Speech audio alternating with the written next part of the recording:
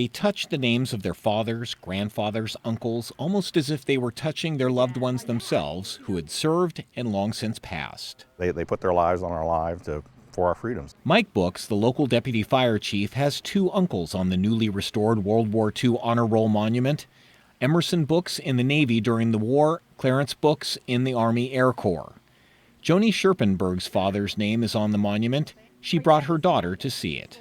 He didn't talk a lot about his time in war until closer to the time he passed. It just wasn't something he wanted to share. Ron Kissick touches his dad's name.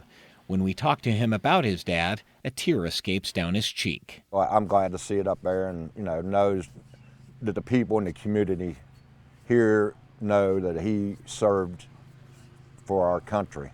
But it was a long road to get the memorial to where it is today. In fact, it was this road, Route 48, on the outskirts of Loveland. Back in 2018, there was an estate sale at this blue home.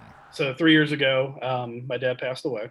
Chris Moore was raised in the home. One of the things he was selling at the estate sale following his father's passing was this old gardening shed.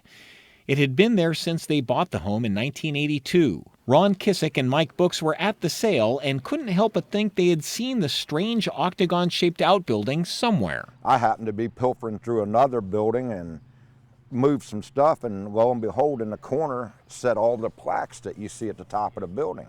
That's when they knew what they had found, the long-lost World War II Honor Roll monument that had been in downtown Loveland from 1944 until the early 50s, when developers moved it to make way for a new building. Mike explained to Chris the history of his garden shed. The city of Loveland would really like to have it, and I said, it's yours. Then the moving, restoring, and eventually displaying of the monument that had been lost and was now found. This is special. These were guys that, offered up everything for our community and our country, so that's why it was a big deal for us to get it redone.